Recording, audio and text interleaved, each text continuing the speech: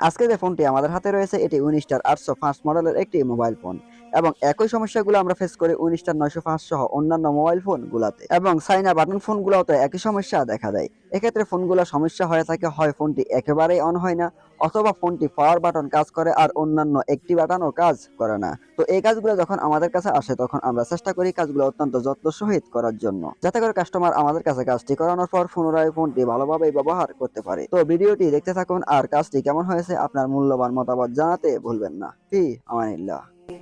لازلت أهواه وربي شاهد والنفس تشهد أن قلبي يحرق إن قلت أن محمدا بدر السماء.